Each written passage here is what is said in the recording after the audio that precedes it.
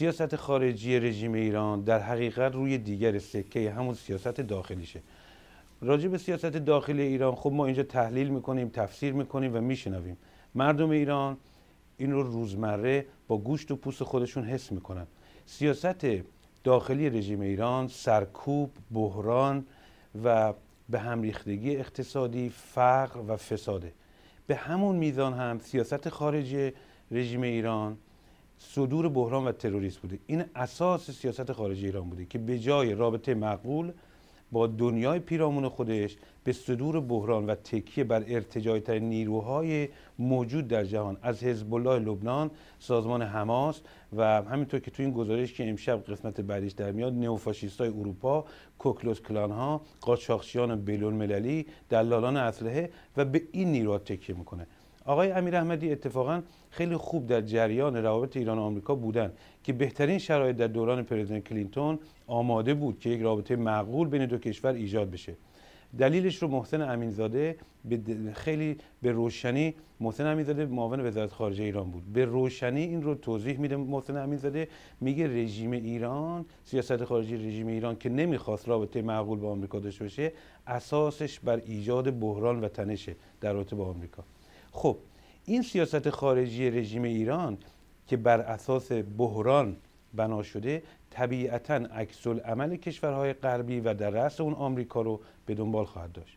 رژیم ایران برای اینکه این کشورها و جامعه بین المللی در مقابله با این رژیم سیاستی قاطع رو اتخاذ نکنند، لابی خودش رو راه انداخته. لابی رژیم ایران در اساس بر این قرار داره که با فریب افکار عمومی و سیاستمداران آمریکا این ایده و این تئوری رو القا بکنه که دنیای آزاد به جای برخورد با جمهوری اسلامی ایران باید صبر و انتظار داشته باشه تا خود این رژیم آرام آرام به یک رژیم معتدل، پراگماتیست که هم با دنیای خارج رابطه بهتری خواهد داشت و همین که با مردم خودش مدارا خواهد کرد. این از دوره دوم ریاست جمهوری رفسنجانی در 1993 شروع شد که با تکیه بر اعتدال و میانه روی رفسنجانی شروع شد. در دوره محمد خاتمی با تکیه بر اصلاح طلبی او ادامه پیدا کرد. در سال 2004 میلادی که خاتمی حذف شد و اصلاح طلبان کنار رفتن، با تکیه بر گویا پراگماتیستایی که به رهبری کروبی بعد به رهبری حسن روحانی ادامه پیدا کرد. اخیراً هم شبکه لابی ایران که توضیح میدیم از چه چیزایی تشکیل شده، تکیه میکنه روی علی لاریجانی یا عباس محتاج. بله. این مراحل مختلفی بوده که لابی ایران از سال 1993 تا به حال داشته. بله.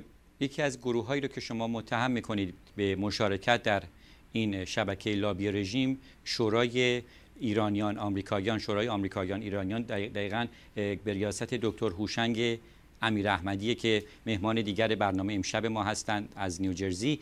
بفرمایید که دلایلی که شما ارائه میدید برای مشارکت این گروه در لابی رژیم چیست؟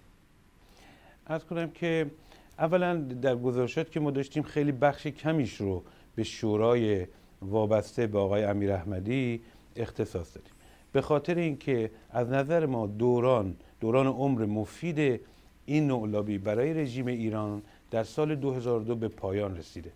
یعنی چی؟ یعنی در سال 1993 که دوره دوم ریاست جمهوری رفسنجانی شروع شد، 2 نفر به طور خاص در خارج کشور شروع کردن به فعالیت برای بهبود رابطه دو کشور و اینها با تبلیغات فراوان سعی میکردن که رژیم ایران رو برخوردارش رو در خارج کشور از تروریسم، سرکوب در داخل و هر نوع رفتار دیگر رژیم ایران رو این رو خوب جلوه بدن. یکی گریسیک بود، یکی آقای هوشنگ امیر احمدی. اینها در سال 1997 وارد یک مدار و فاز جدیدی شدند.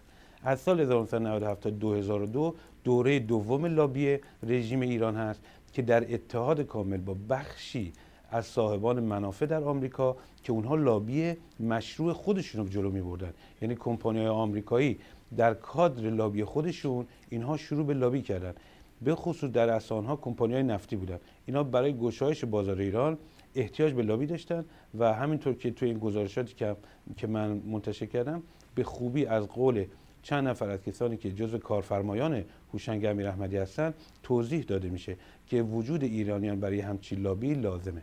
خب طبیعتاً در کادر یه همچین لابی ایرانی ها هم نقش فعالی داشتن که ما به مرور که امشب جلو میریم سعی میکنیم که مرحله به مرحله اون رو توضیح بدیم. آقای هوشنگ امیراحمدی، صحبت‌های آقای دایی رو شنیدید.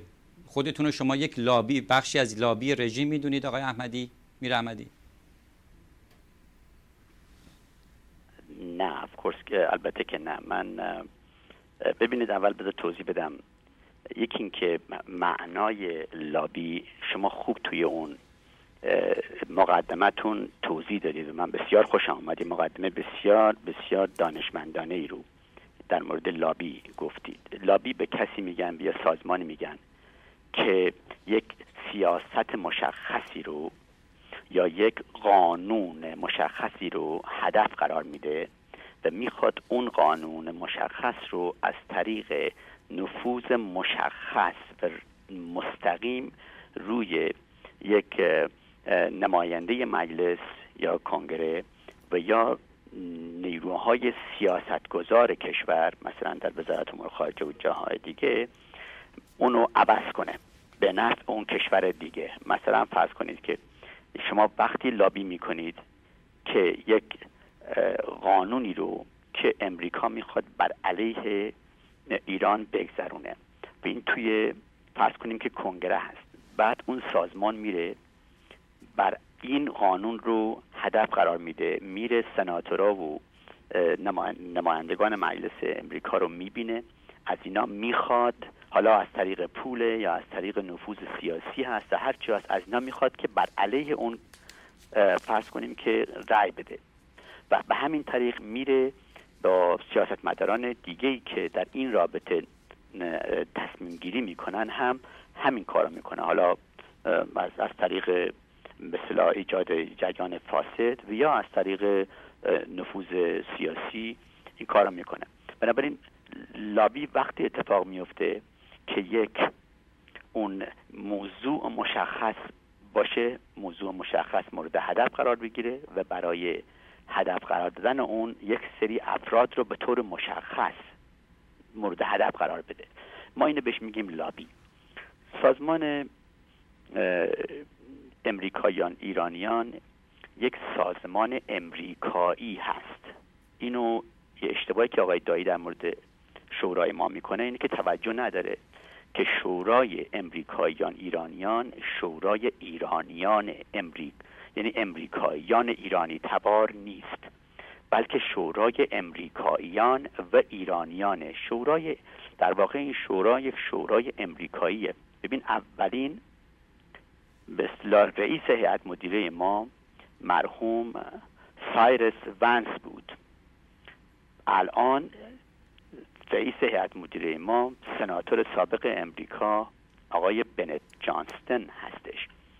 ما توی برد شورای ما افرادی مثل امباسادور تاماس پیکرینگ، امباسادور فرانک ویزنر و خیلی نزدیک ما 40 تا سناتور، 40 تا ما